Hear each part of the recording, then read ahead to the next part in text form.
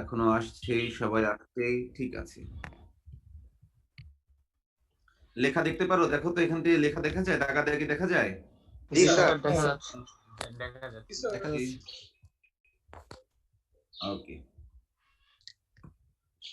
এক একজনের পড়ানোর ধরন এক এক রকম, তো মিলবে না। এরপরেও দেখি, আমি আমার মতো শুরু করি। স্যার কি লম্বাংশ উপপাদ্য পড়িয়েছিল? লম্বাংশ উপপাদ্য না স্যার। দেখছেন স্যার। না স্যার। আমি আমার মতো শুরু করি। হ্যাঁ, পড়ায়নি দেখো, স্যার। আমি সবাইকে মিউট করে দিলাম। যে কথা বলবে সে আনমিউট হয়ে কথা বলো।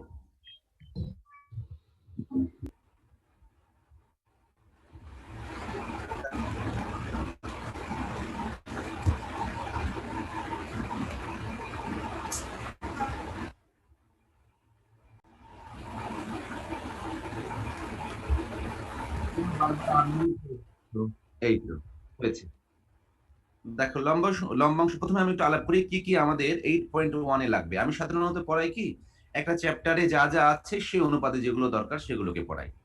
ধরো 8.1 এ আমাদের যা যা লাগবে তা হচ্ছে একটা সামান্তরিক পি কিউ, তার রেজাল্টেন্ট হচ্ছে আর। তাহলে মাঝখানের অ্যাঙ্গেল যদি আলফা হয়, তাহলে আমাদের জানা থাকবে যে আর স্কোয়ার সমান সমান p square plus q square plus 2 p q cos alpha. এই সূত্র তোমরা জানো, আমি আর এটা তোমাদের রিভিউ করতে চাই না। ঠিক আছে, তোমাদেরকে এই সূত্র রিভিউ করা দরকার আছে? না স্যার। দুইটা ফোর্স যদি একই দিকে ক্রিয়া করে, পি একটা ফোর্স কিউ, তবে তাদের রেজাল্টেন্ট আর হয় পি প্লাস কিউ এর সমান। এটা হচ্ছে ম্যাক্সিমাম রেজাল্টেন্ট, এটা আর ম্যাক্স। ঠিক আছে, আরো আমাদের জানা আছে একটা ফোর্স পি এদিকে একটা ফোর্স কিউ এদিকে, তবে মিনিমাম হয় তখন রেজাল্টেন্টটা, তখন রেজাল্টেন্ট হয় আর মিনিমাম হচ্ছে পি মাইনাস কিউ, যদি পি বড় থাকে আর কিউ ছোট থাকে। এটিও আমাদের জানা আছে। এটিও আমি রিভিউ আর করছি না, থিওরিগুলো আলাপ করছি না, কারণ এগুলো ফিজিক্সে তোমরা পড়ে ফেলেছো ফার্স্ট ইয়ারে, এগুলো নিয়ে আর আলাপ করছি না আমরা। এরপরে দেখো, দুইটা ফোর্স যদি পারপেন্ডিকুলার থাকে, পি এদিকে থাকে কিউ এদিকে থাকে, তাহলে রেজাল্টেন্ট যদি আর হয়, তাহলে আমরা বলতে পারি আর সমান সমান square root of p square q square. এটাও তোমরা জানো। এবং ডিরেকশনটা তোমরা জানো, ট্যান থিটা সমান q sine alpha p plus q cos alpha. এটাও তোমরা জানো। এটাও আমি আর আলাপ করব না। ঠিক আছে, আমি আলাপ শুরু করব হচ্ছে লম্বাংশ উপপাদ্য থেকে। হুম, লম্বাংশ উপপাদ্য, উপপাদ্য। হুম, থিওরেম অফ রিজলভ পার্ট বা কম্পোনেন্ট। ঠিক আছে, resolve part theorem, R E S O L V, resolve part, এইটার থিওরেমটা আমরা শিখব। আগে আমরা বিষয়টা বুঝে নিই, তারপরে আমরা থিওরেম প্রমাণটা শিখব।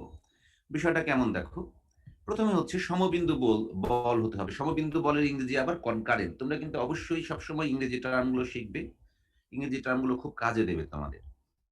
মনে করলাম একটা পয়েন্টে পি ফোর্স ক্রিয়া করছে, সেখানে আবার কিউ ফোর্স ক্রিয়া করছে।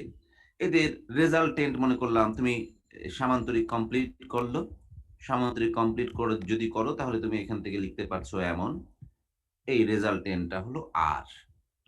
ঠিক আছে, তাহলে আমরা যে কোনো দিকে একটা রেখা নিয়ে নিলাম। সাপোজ এটা ও বিন্দু, এটা এ বিন্দু। ও ও থেকে এর উপরে আমি লম্ব আঁকলাম, এটার নাম দিলাম এন। এখানে লম্ব আঁকলাম, এর নাম দিলাম এম। এন, ওটা এম দিয়েছিল, এন দিলাম, এটা দিলাম মনে করলাম এল।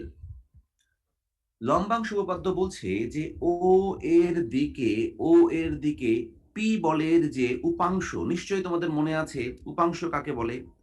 উপাংশ, ঠিক আছে, উপাংশ মানে হচ্ছে দেখো উপাংশ এবং অভিক্ষেপ,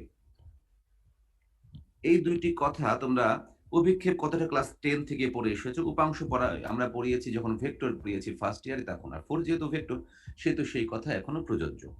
উপাংশ মানে হচ্ছে দেখো, আমরা একটি বল বা একটা ভেক্টর নিলাম পি, একটা ভেক্টর নিলাম কিউ, এটা ও বিন্দু, এখান থেকে লম্ব টানলাম এন। ঠিক আছে, তাহলে ও এন হলো কিউ এর অভিক্ষেপ, তার উপরে পি এর উপর, এটা আমাদের জানা আছে। ঠিক আছে, ক্লাস 10 থেকে এটা আমরা পড়ে আসছি। আর ও এন হলো কিউ এর উপাংশ কোন বরাবর, পি বরাবর। দুইটার মধ্যে পার্থক্যটা কি? দুইটার মধ্যে পার্থক্য হচ্ছে একজন ভেক্টর, একজন স্কেলার। অভিক্ষেপ হলো ভেক্টর আর উপাংশ হলো, সরি, অভিক্ষেপ হলো স্কেলার, উপাংশ হলো ভেক্টর। ঠিক আছে, দুইটার মধ্যে পার্থক্য একটাই, অভিক্ষেপ হবে স্কেলার আর উপাংশ হলো ভেক্টর। উপাংশের আরেক নাম হচ্ছে অংশক, এটাকে ইংরেজিতে রিজলভ পার্টও বলে, কখনো কম্পোনেন্টও বলে। তাহলে অভিক্ষেপ আর উপাংশের পার্থক্য আমরা বুঝেছি।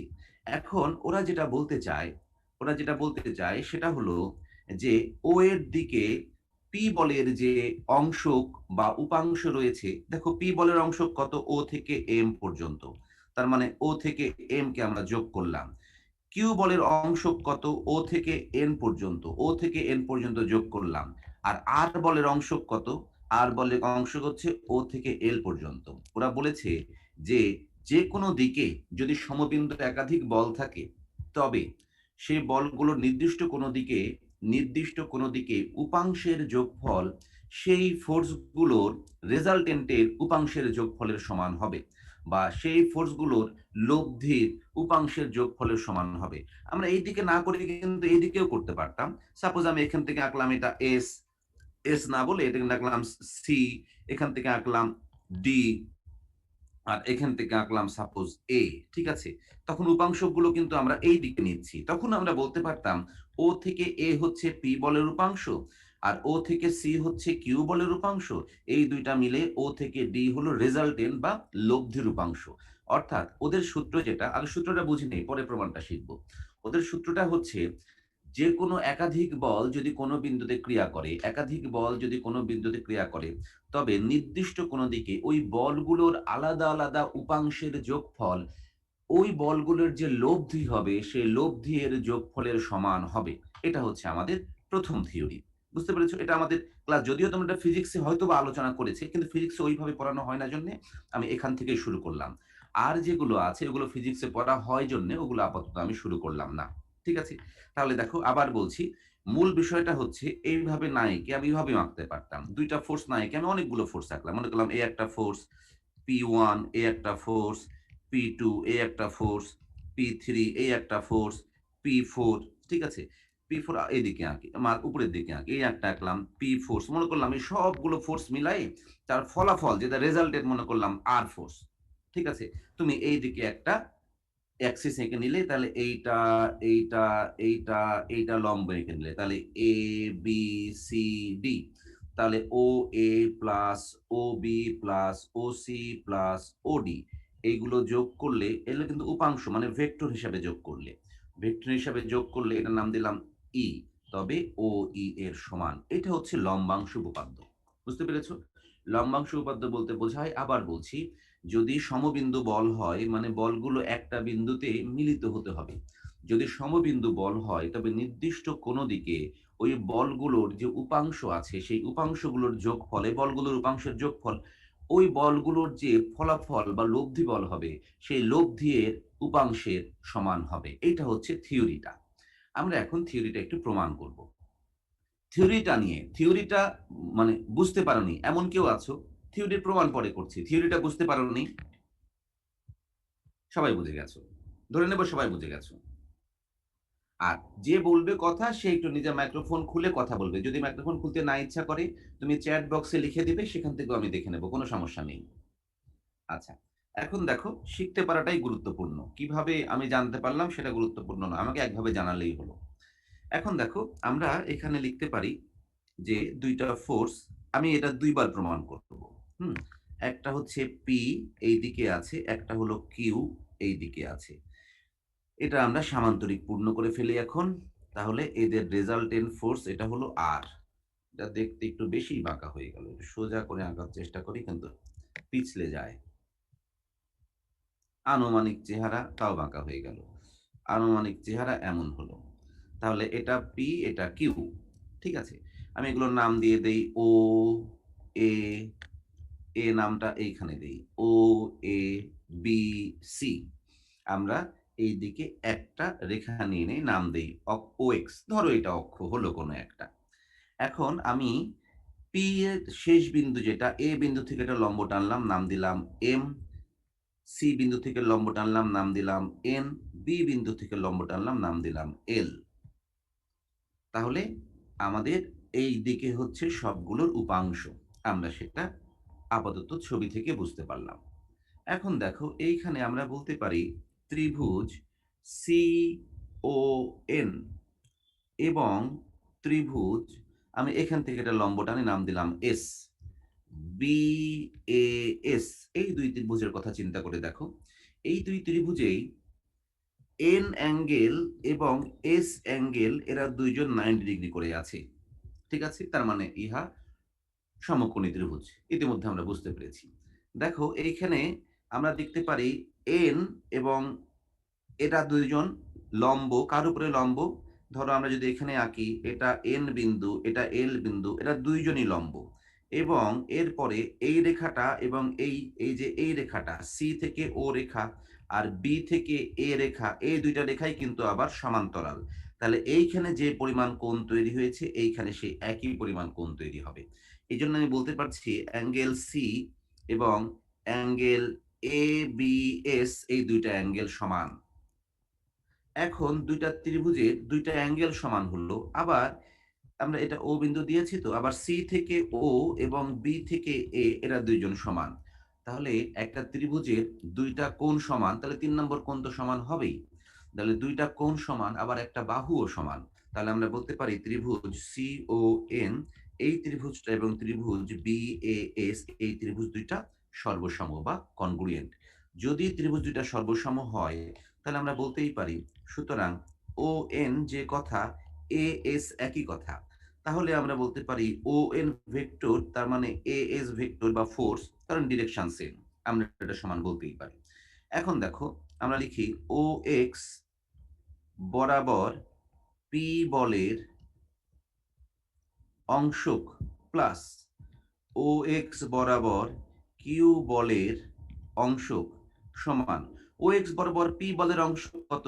দেখো ও থেকে এম পর্যন্ত এই ভেক্টরটা, প্লাস ও এক্স বরাবর কিউ বলের অংশ কত? ও থেকে এন ভেক্টরটা। সেখান থেকে আমরা লিখি ও থেকে এম থেকে যাক। এখন ও থেকে এন মানে আবার লিখতে পারি এ থেকে এস নামক ভেক্টর। এখন দেখো এ থেকে এস নামক ভেক্টর যেটা, আর এম থেকে এল, এটা একই ভেক্টর। তাহলে ও থেকে এম, এম থেকে এল, এটা সমান ও থেকে এল। তাহলে আমরা এটাকে বলতে পারি সমান সমান আর এর ও এক্স বরাবর, ও এক্স বরাবর আর এর অংশক, এটা আর। সবাই কি বুঝতে পেরেছো ঘটনা? সুতরাং আর কে ছিল? আর ছিল পি এবং কিউ বলের দুইটা বল, আর ছিল পি এবং কিউ বলের লব্ধি। ঠিক আছে, তাহলে আমরা এখান থেকে এটা প্রমাণ করে ফেলতে পারলাম যে যে কোনো একটা নির্দিষ্ট দিকে বলগুলোর আলাদা আলাদা যোগফল লব্ধি এর সমান।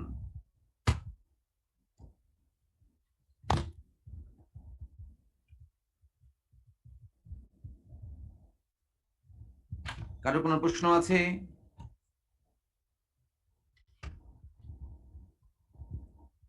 কেউ কিছু বলতে চাও না।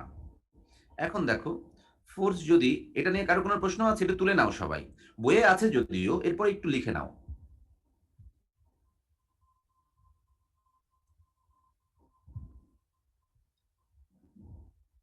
রোল 79, তুমি কি পার্থ? তুমি কি আমাকে হ্যালো বললে? বলবে না স্যার।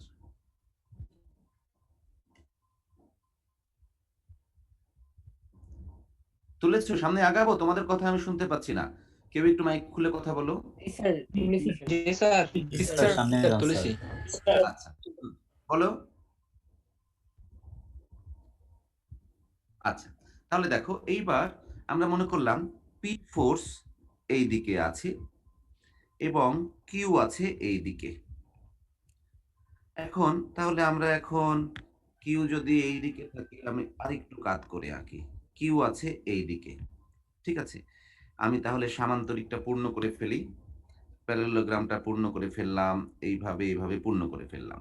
তাহলে এইটা হচ্ছে আমাদের রেজাল্টেন্ট ফোর্স বা আর। আমি আগের মতোই নাম দিলাম ও। কাকে কোনটা নাম দিয়েছিলাম? ও, এ, বি, সি। ঘুরিয়ে নাম গেল কই রে সব? হ্যাঁ, হয়েছে। ঘুরিয়ে নাম দিয়েছিলাম।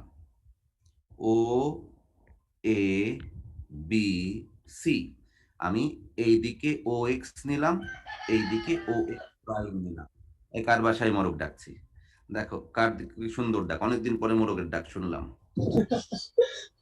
হ্যাঁ, আমি তো ঘরের মধ্যে বন্দি, ঢাকায় তো খুব বিরক্ত লাগে। সেই যে আটকা পড়ছি, ঘর থেকে বের হই, কিন্তু ঢাকা শহরে সব আর ভালো লাগে না। যদি একটু এসব ছেড়ে কয়েকদিন বাড়ি যাই থাকতে পারতাম ভালো হতো। দেখো, আমি এখান থেকে একটা পারপেন্ডিকুলার ড্র করে নিলাম, নাম দিলাম এম। এখান থেকে পারপেন্ডিকুলার ড্র করলাম, নাম দিলাম এন। এখান থেকে পারপেন্ডিকুলার ড্র করলাম, নাম দিলাম এল। আমি এখান থেকে একটা পারপেন্ডিকুলার ড্র করলাম, নাম দিলাম এস। আগের মতোই আমরা এখান থেকে বলতে পারি, দেখো ট্রায়াঙ্গেল বি এস এ এবং ট্রায়াঙ্গেল সি ও এন, এই দুই ট্রায়াঙ্গেলের দিকে খেয়াল করো। এই দুই ট্রায়াঙ্গেলে সি থেকে ও আর বি থেকে এ, এরা দুইজন সমান, ভেক্টর না, লেন্থ সমান। এরপরে দেখো অ্যাঙ্গেল এন সমান অ্যাঙ্গেল এস, এরা দুইজন 90 ডিগ্রি। একইভাবে আগেরবার যেমন বলেছিলাম এন সি ও একইভাবে এ বি আর এর সমান। তার মানে আমরা এখান থেকে বলতে পারি ত্রিভুজ সিএনও সর্বসম ত্রিভুজ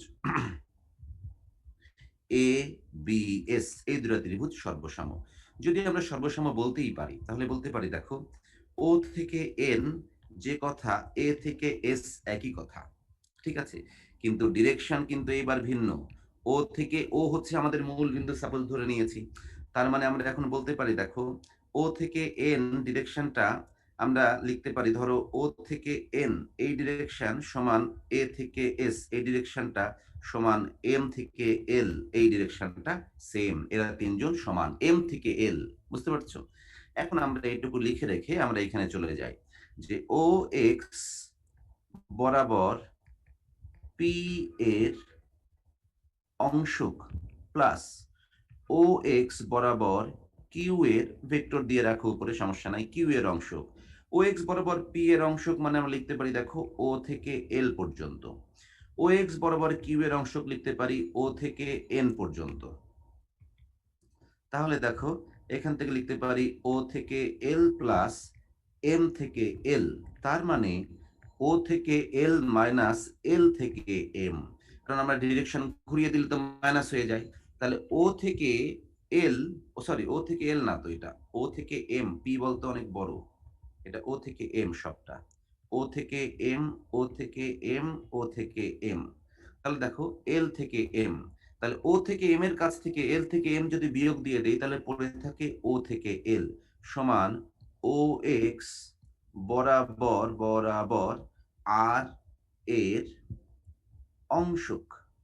নিশ্চয়ই বুঝতে পেরেছো? তার মানে দুইটা যদি দুই পাশে থাকে তাতেও কোনো সমস্যা নাই, দুই পাশে থাকলেও ঘুরে ফিরে সে রেজাল্টেন্টের উপাংশ একই রকম আসবে, যেই দিকে বেশি সেই দিক থেকে সেই অংশটি কাটা যাবে। একটু আবার বলবো, একটু আবার বলি, স্যার দেখো এস একটু আবার। স্যার এ থেকে এস এই ডিরেকশনটা তো এই দিকে না, এ থেকে এস।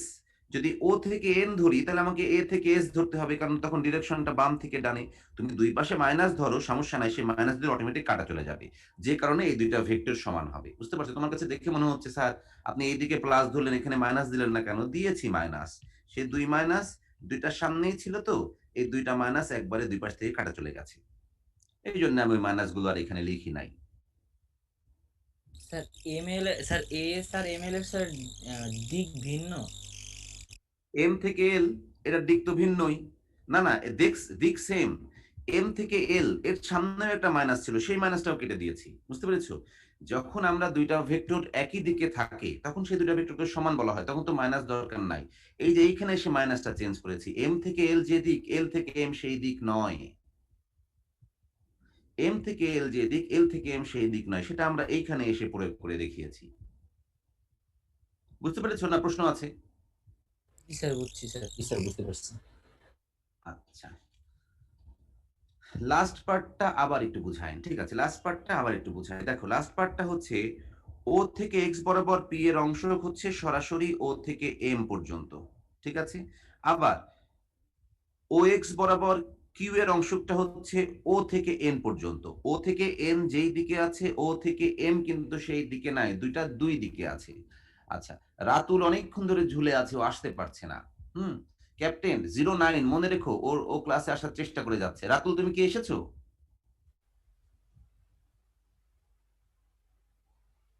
আবার মারুফের কি হলো? 77 ও আবার গেছে গা, ক্লাস থেকে আসতে পারছে না। আচ্ছা যাক, দেখো ও থেকে এম আর ও থেকে এন দুজনের ডিরেকশন কিন্তু দুই দিকে। ঠিক আছে, এই ডিরেকশনটা মিলানোর জন্য আমরা আবার এল থেকে এম করে নিলাম, তখন আমরা ডিরেকশনটা মিলাতে পারলাম। বুঝতে পেরেছো ঘটনাটা?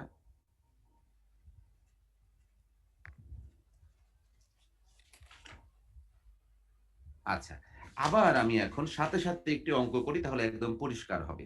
ঠিক আছে, অঙ্কটা হলো, আমি এক্সারসাইজ 8.1 এর 11 নম্বর অঙ্কটা করি। ঠিক আছে, 11-1।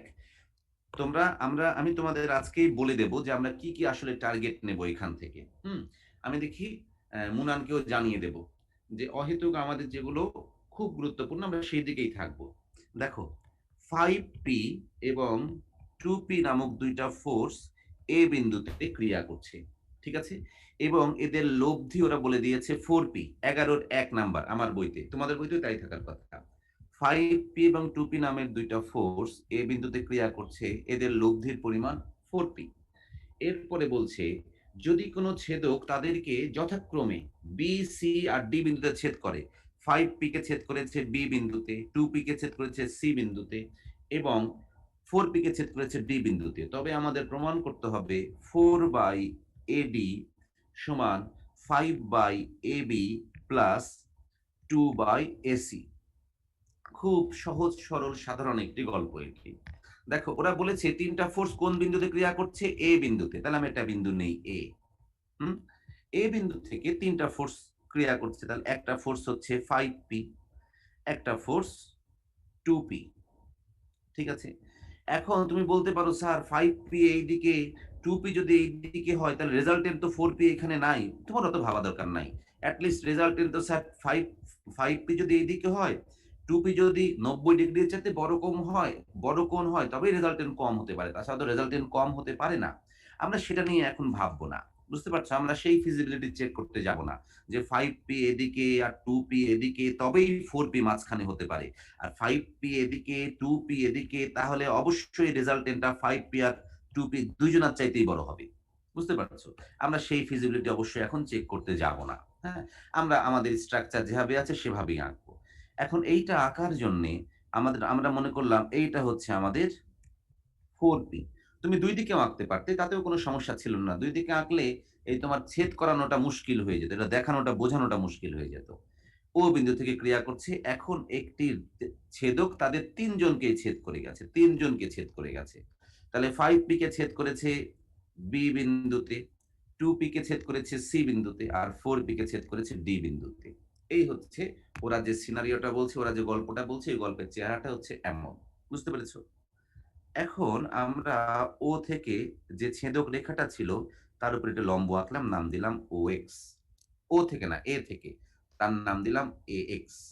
ঠিক আছে, এখন দেখো এ এক্স বরাবর 5p এর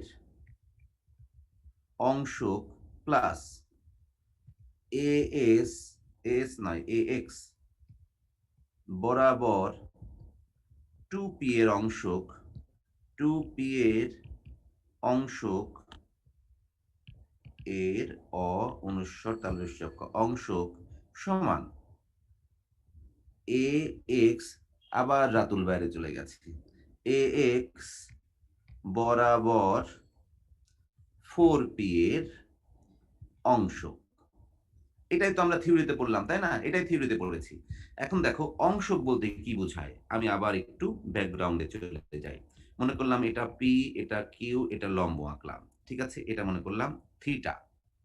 তাহলে দেখো আমরা বলতে পারি পি বরাবর কিউ বলের কতটুকু অংশ বা কতটুকু অভিক্ষেপ রয়েছে। আসলে অভিক্ষেপটাই তো, অংশকের মানই তো অভিক্ষেপ।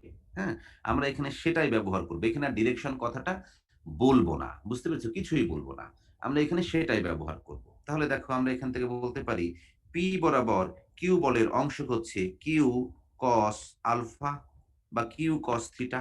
এটা নিশ্চয়ই আমাদের মনে আছে যে এই কিউ বল তার কস থিটা। আমরা এখানে সেই ঘটনাই ঘটাবো। দেখো এ এক্স বরাবর 5p এর অংশ, মানে 5p ফোর্সটার ভ্যালু কত, 5p, এবং তার মাঝখানের অ্যাঙ্গেল কত, কস B A x plus 2p।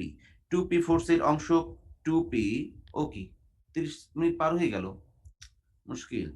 2p cos CAX সমান 4p cos DAX। দেখো আমরা এইটাই বারবার এখানে প্রয়োগ করছি, 5p cos BAX cos BAX cos CAX cos DAX। এখন আমরা cos-এর মানগুলো বসিয়ে দেই এখানে। দেখো এখানে লিখলাম 5p cos BAX মানে হচ্ছে ভূমি ডিভাইডেড বাই অতিভুজ, plus 2p cos CAX, CX মানে হচ্ছে ভূমি ডিভাইডেড বাই অতিভুজ, cos DAX মানে হচ্ছে ভূমি ডিভাইডেড বাই অতিভুজ। বাস, এখন আমাদের কাজ, আমরা পি গুলো সব একেবারে খেদায় দিলাম, কেটে কেটে অস্থির করে ফেললাম। আমাদের কাছে রয়ে গেল দেখো 5 divided by AB plus 2 divided by AC সমান 4 ডিভাইডেড বাই এডি। এটাই ওরা প্রমাণ চেয়েছে। বাস, প্রুভড। সবাই কি বুঝতে পেরেছো? জি স্যার। একদম জি সিম্পল, স্যার। লম্বা উপপাদ্য, একদম সিম্পলেস্ট প্রুফ এটা, সিম্পলেস্ট প্রয়োগ, এটা খুব সহজ, এটা প্রয়োগ করা যায়। সবাই তুলতে তুলতে, ক্যাপ্টেন তুমি আমাকে একটু অ্যাবসেন্টের লিস্টটা বলবা? জি স্যার। স্যার 71, 71, 90, 90, 100 100, আর 140। 140। ঠিক আছে। স্যার 114। 100, ও 114, হ্যাঁ 140 তো নাই গো, 114। ঠিক আছে, থ্যাংক ইউ। এই 71, 90, 100 আর 114 তোমরা কি কেউ আছো? নেই মনে হয়, তোমার গণনা ঠিক আছে। ওরা হচ্ছে 1 2 1 1 2, তোমরা গ্রুপ 12 এর। গ্রুপ ট্রুপ সব কেমন এলোমেলো লাগে। দেখো 11-এর 2 একদম কপি অঙ্ক। 11-এর 2-তে কি আছে, ওরা বলেছে 4p এবং এবং ওর উল্টা লিখে ফেলেছি, 4p এবং 3p এমন দুইটা ফোর্স ওরা ও বিন্দুতে ক্রিয়া করছে, এবং তাদের লব্ধি নাকি আবার 5p। তাদের ছেদক রেখা, একটা রেখা তাদের তিনজনকে ছেদ করে গেছে। 4p কে ছেদ করেছে আর বিন্দুতে, 3p কে এস বিন্দুতে, এটাকে টি বিন্দুতে। আমাদের প্রমাণ করে দেখাতে হবে 4 divided by O R 3 divided by O S সমান 5 ডিভাইডেড বাই ওটি। বাস, আমাদের এইটুকু শেষ। এটি প্রমাণ করার জন্য আমরা ছবিটা এঁকে ফেলি। দেখো আবার আগের মতো এইদিকে আমরা 4p আঁকলাম, এইদিকে আমরা 4p আঁকি, আর একটু নিচু করে আঁকি। এইদিকে আমরা 4p আঁকলাম, এইদিকে আমরা 3p আঁকলাম। তাহলে এদের রেজাল্টেন্ট মনে করলাম 5p এইখান দিয়ে গেছে সাপোজ। তাহলে একটি রেখা তাদের তিনজনকে ছেদ করে গেছে। 4p কে ছেদ করেছে আর বিন্দুতে, 3p কে ছেদ করেছে এস বিন্দুতে, একে ছেদ করেছে টি বিন্দুতে। আমি এটার নাম ও বিন্দু, ওরা বলেই দিয়েছে। আমি ও থেকে একটি লম্ব আঁকলাম, নাম দিলাম সাপোজ ও এক্স, ষাঁড়, ও এক্স মানে অক্স। আচ্ছা যাও, এখন দেখো আমরা এখান থেকে লিখতে পারি, তাহলে ও এক্স এর দিকে 4p এর অংশ কত, 4p।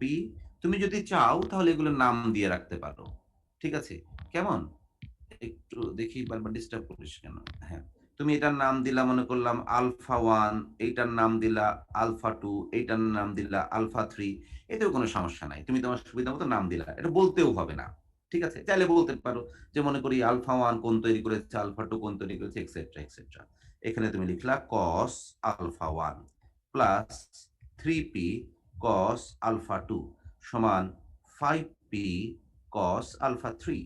বাস, এখন শুধু cos এর মানটা বসিয়ে দিলে, cos মানে হচ্ছে base divided by hypotenuse 3p, base divided by hypotenuse 5p base divided by O X, তো ও এ লিখছি কেন, সব জায়গায় O X, base divided by hypotenuse. বাস, প্রমাণ শেষ। এইবার যেগুলো কমন সেগুলো কেটে দাও, এতেই আমাদের প্রমাণটি শেষ হয়ে গেল।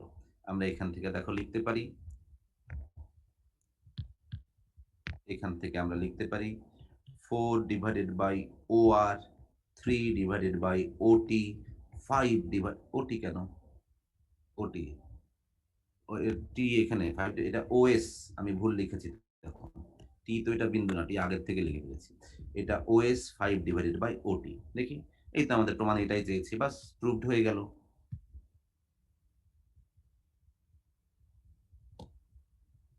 সাইফুল্লাহ আসার চেষ্টা করছে খুব, 114 রোল, কিন্তু ওর মনে হয় নেট ডিস্টার্ব, ও পারছে না।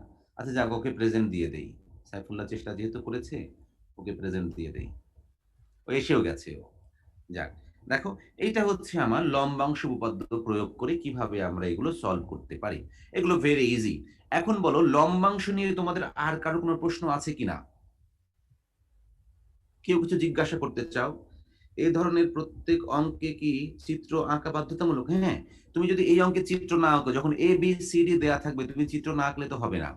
আর তুমি দেখবা নোট বইতে চিত্র অনেক সময় আঁকে নাই, কিন্তু তোমরা সমস্ত বলবিদ্যায় যতদূর পারা যায় চিত্র আঁকবে। চিত্র আঁকা মানে হচ্ছে শুধু তোমার কনসেপ্ট ক্লিয়ার না, যিনি খাতা দেখছেন তার জন্যও সুবিধা, বুঝতে পারছো? আর যিনি খাতা দেখবেন তার জন্য সুবিধা না হলে তো তখন তোমার বিরক্তির কারণ হতে পারো তুমি তার জন্য। যেই কারণে যখনই তুমি অঙ্ক করবা, তখনই অবশ্যই ছবি আঁকবাই। ছবি না আঁকলে তো তুমি এগুলো বুঝাইতে পারবে না। তুমি যেখান থেকে ট্রায়াঙ্গেল কিভাবে তৈরি হলো, ছবি না আঁকলে বলতে পারবে না। ঠিক আছে? তুমি এইখানে প্রশ্ন দেখে দেখে বলবে, মনে করি 3টি সমবিন্দু বল 4p অমুক অমুক অমুক, মানে প্রশ্নে যা আছে তাই তাই লিখবা, তাই তাই লিখে বলবা যে একটি রেখা অঙ্কন করি যা এস টি আর রেখার উপরে লম্ব, এটি হলো ও এক্স। বাস, এভাবে বলে নিলা। ঠিক আছে? স্যার, যদি আমরা ওই আগের অঙ্কে যেটা প্রথম লাইনটা লিখছিলেন যে ax বরাবর 5p এর অংশ, এটা কি লিখতেই না হবে লিখলেও প্রত্যেক চলবে। অঙ্কে? না না না না, তুমি লিখবে, এখান থেকে লিখবে। সুতরাং এখান থেকে লিখবে, সুতরাং লম্বাংশ উপপাদ্য প্রয়োগ করে পাই। বাস, অত লেখা লাগে, লম্বাংশ উপপাদ্য প্রয়োগ করে পাই লিখলেই হয়ে গেল। এই রাফিউল বা নিবিড়, নিবিড় তুমি কি মাইক্রোফোন অন করতে পারো? স্যার বলো কোন জায়গা থেকে বুঝো নাই?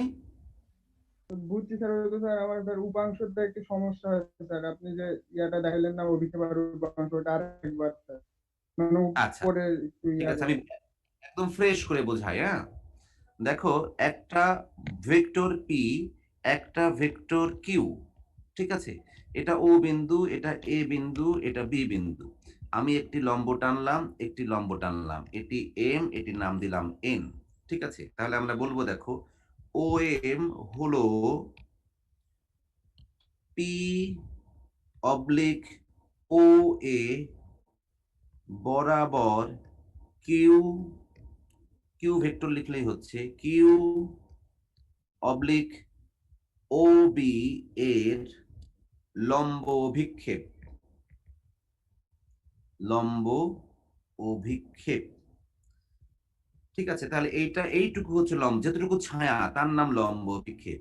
আর ছায়াটার সাথে যদি ডিরেকশন দিয়ে দেই, তাহলে বলতে পারি এই বরাবর অমুকের উপাংশ বা অংশক, অ অনুস্বার তালবেশ অংশক। তার মানে উপাংশ ভেক্টর নয়, স্যার অভিক্ষেপ ভেক্টর নয়, শুধু মান। আর উপাংশ হচ্ছে ভেক্টর।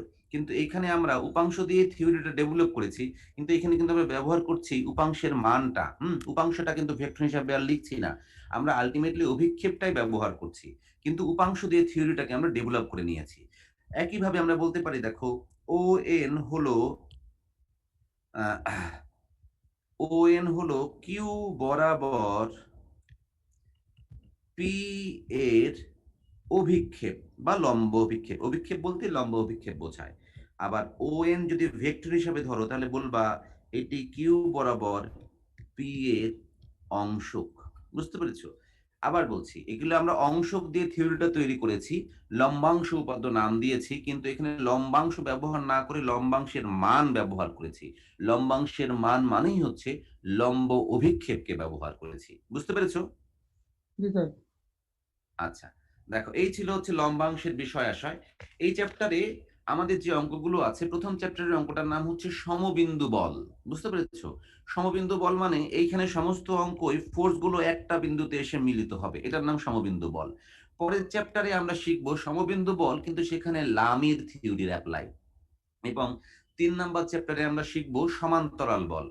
আর আরো কিছু অঙ্ক ছিল তোমাদের আগে 13 সালের আগের সিলেবাসে, 13 সালে প্রথমবার যখন বইটা বের হলো তখনও সিলেবাসে ছিল, সেটার নাম ভেরিগণনের উপপাদ্য বা বলের ভ্রামক। সেই বলের ভ্রামক অংশটি এখন আর সিলেবাসে নেই, যে কারণে কিছু কিছু অঙ্ক বলের ভ্রামকের অঙ্ক যেগুলো রয়ে গেছে ওগুলো আর আমরা করব না। ওগুলো দেখা যাবে যে 3